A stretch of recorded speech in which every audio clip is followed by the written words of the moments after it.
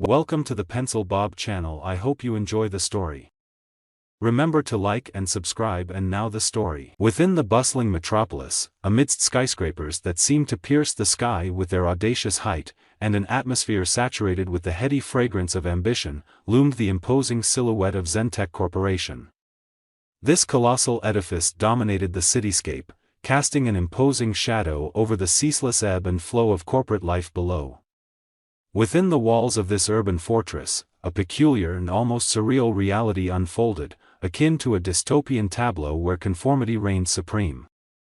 In this corporate microcosm, where the pursuit of success bordered on obsession, Zentech Corp enforced an array of eccentric regulations that served as both the backdrop and the bane of its employees' existence.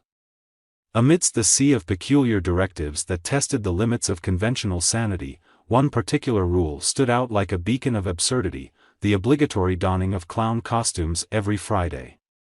Yes, you read that correctly. Amidst the sea of suits and ties, a circus of clowns would emerge weekly, transforming the solemn corporate corridors into a kaleidoscope of whimsicality. The normally staid and stern-faced employees reluctantly embracing their inner jesters as they adorned oversized shoes, brightly colored wigs, and comically exaggerated makeup. Laughter echoed through the air, not born of genuine amusement, but rather from the sheer absurdity of the situation. As the clock struck Friday, the transformation was inevitable, and the corporate warriors became reluctant clowns, forced to juggle spreadsheets and deadlines while decked out in the most eccentric attire imaginable. It was a bizarre spectacle, a surreal pageantry that both perplexed and amused, encapsulating the surreal reality of life within the confines of Zentech Corp's corporate dystopia. As the golden orb of the sun descended below the skyline, its rays casting long, dramatic shadows that stretched across the city, the weary employees of Zentech Corp begrudgingly made their way into the towering offices. Clad in oversized shoes that comically flopped with each step, adorned with vibrant wigs that defied the corporate palette, and wearing painted smiles that concealed the underlying frustration, they formed a motley procession into the corporate realm. Among them moved Tim, a disgruntled worker weary of the relentless absurdity that defined his workweek. As the door to his office swung shut, echoing with the dull thud of finality, Tim found himself at the crossroads of compliance and rebellion. Fueled by a simmering discontent, he decided to embrace the spirit of malicious compliance, taking his descent to unprecedented levels. No longer content to simply play the part of the reluctant clown, Tim embarked on a clandestine mission to inject a rebellious streak into the otherwise ludicrous Friday ritual. In the clandestine corners of his office, Tim concocted ingenious alterations to his clown attire. His oversized shoes were secretly equipped with wheels, transforming each reluctant step into a quasi-skateboard maneuver that injected an element of irreverence into the solemn corridors. His colorful wig concealed a Bluetooth speaker, clandestinely blasting rebellious tunes that clashed with the corporate ambience. Behind his painted smile, Tim harbored a mischievous glint, a silent rebellion simmering beneath the surface. As the office echoed with the usual cacophony of forced laughter and exaggerated cheer, Tim's malicious compliance turned him into a subversive force within the corporate circus. Each Friday became a clandestine performance, a blend of conformity and rebellion that injected a dose of unpredictability into the rigid routine. The absurdity reached new heights, as Tim navigated the fine line between corporate loyalty and a mischievous desire to break free from the shackles of the absurd directive. The Zentech Corp employees, unwittingly caught in Tim's performance, found themselves drawn into a bizarre dance between conformity and rebellion, making every Friday a surreal spectacle within the corporate enclave. In the relentless cycle of weeks, Tim found himself meticulously adhering to the whimsical Friday clown dress code enforced by Zentech Corporation. However, he did so not as a passive participant, but as a master of subversion, adding a layer of extravagance to his costume with each passing Friday. It was as if he were engaged in a clandestine competition against the monotony, determined to outshine the absurdity of the corporate decree. At first, his red nose merely served its purpose, but as time marched forward, it evolved into a glowing beacon of rebellion.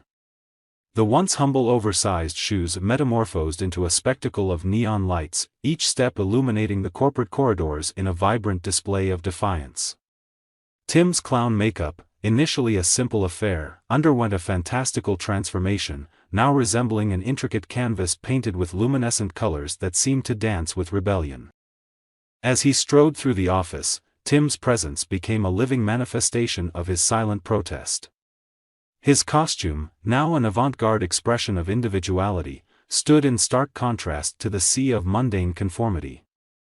The glow of his red nose became a symbol of resistance, a beacon that silently broadcast his determination to turn the absurd directive back on the very company that imposed it. With each passing Friday, anticipation rippled through the Zentech Corp offices as employees wondered, with a mix of curiosity and trepidation, what new addition Tim would unveil to his ever-evolving clown ensemble.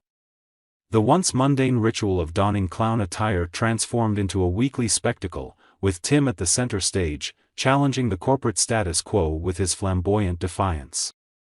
Tim's dedication to his cause did not go unnoticed. Whispers of admiration and chuckles of amusement trailed him as he navigated the surreal landscape of corporate absurdity. His silent rebellion resonated with those who, too, harbored a desire to break free from the shackles of conformity. In the heart of the corporate circus, Tim became an unwitting leader of a peculiar revolution, turning the once mundane Friday directive into a symbol of creative resistance within the confines of Zentech Corp. His actions did not go unnoticed. Whispers spread through the cubicles like wildfire. Colleagues gathered in huddled groups, exchanging amused glances at Tim's escalating clown attire. The more attention he garnered, the more he reveled in his subtle rebellion. But as the saying goes, the higher you climb, the harder you fall. Tim's defiance reached the ears of upper management. The CEO, Mr. Henderson, was not one to tolerate insubordination. Intrigued by the spectacle, he summoned Tim to his pristine office on the top floor of the Zentech Tower. Positioned regally behind a meticulously polished mahogany desk that exuded an air of authority, Mr. Henderson, the stoic figurehead of Zentech Corp., fixed his gaze on Tim with eyes narrowed in a scrutinizing manner. The office atmosphere seemed to hold its breath as the weight of Mr. Henderson's disapproval hung in the air. Tim, the audacious purveyor of a rebellious clown costume, stood before this corporate arbiter, facing an interrogation that echoed through the otherwise hushed ambience of the executive suite. "Explain yourself, Tim," Mr. Henderson intoned with a sternness that matched the unwavering stature of his desk. The gravity of the situation was palpable as the corporate overlord sought justification for Tim's increasingly flamboyant attire. The polished mahogany acted as a stage, highlighting the clash between the traditional corporate decorum and Tim's avant-garde rebellion. Tim, unyielding in his determination, stood before the imposing desk, ready to defend his unconventional choices. His costume, now an elaborate manifestation of protest, seemed to shimmer under the harsh glare of Mr. Henderson's disapproving scrutiny. As the question hung in the air, the office became a battleground where creativity clashed with conformity. "What do you think you're accomplishing?" Mr. Henderson's inquiry, delivered with a mix of frustration and curiosity, lingered like a challenge. The corporate sanctum, typically characterized by rigid rules and stern protocols, found itself disrupted by Tim's audacity. The air crackled with tension, the mahogany desk serving as a silent witness to the unfolding clash between the individual and the institution. As the room awaited Tim's response, the vibrant colors of his clown ensemble seemed to contrast with the muted tones of the corporate backdrop. The clash of perspectives became a visual spectacle, transforming the encounter into a metaphorical battlefield where rebellion met authority. Tim, facing the Inquisition with a glint of defiance in his eyes, prepared to articulate a justification for his extravagant defiance, determined to unravel the mystery behind his unorthodox mission within the hallowed halls of Zentech Corp. Tim, undeterred, responded with a smirk, "I'm just following instructions, sir. The clown costume rule doesn't specify how elaborate it should be. So, I'm giving it my all." Mr. Henderson leaned back, his fingers steepled. "You're playing a dangerous game, Tim. But if you want to be the center of attention, we'll make sure you get what you wish for. Unbeknownst to Tim, Mr. Henderson saw an opportunity. He decided to turn the tables on this rogue clown and organized a special event. The following Friday, the entire company gathered in the grand atrium for what was billed as the Clown Extravaganza. The atrium was transformed into a circus-like spectacle, with flashing lights, confetti cannons, and a stage set up for Tim to showcase his increasingly outrageous clown attire.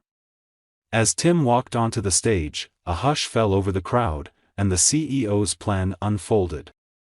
Little did Tim know, the entire event was live-streamed to clients, partners, and even competitors. Zentech Corp became the laughingstock of the corporate world as the clownish display made headlines, overshadowing any semblance of professionalism the company once had. As the news spread, the company's reputation plummeted. Clients terminated contracts, investors withdrew their support, and the stock price plummeted faster than a circus acrobat on a tightrope. Zentech Corp, once a symbol of corporate success, was reduced to a punchline in the business world. In the days that followed, the fallout was swift and brutal. Employees faced layoffs, and the once bustling offices became eerily silent. The disgraced CEO, Mr. Henderson, was unceremoniously ousted from his position. The grand atrium, once filled with the echoing laughter of a misguided spectacle, stood as a haunting reminder of the company's demise. Tim, the unwitting protagonist of this corporate tragedy, found himself unemployed and shunned by his former colleagues. The once vibrant cityscape, now tainted by the shadow of Zentech's downfall, bore witness to the consequences of extreme following of instructions gone awry. As the sun set over the city, casting its golden hues upon the abandoned Zentech tower, a sense of melancholy lingered in the air.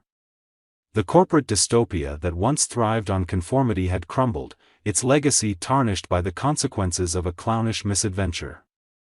The city, now free from the oppressive rules of Zentech Corp, slowly began to rebuild, learning a valuable lesson about the dangers of taking obedience to extremes.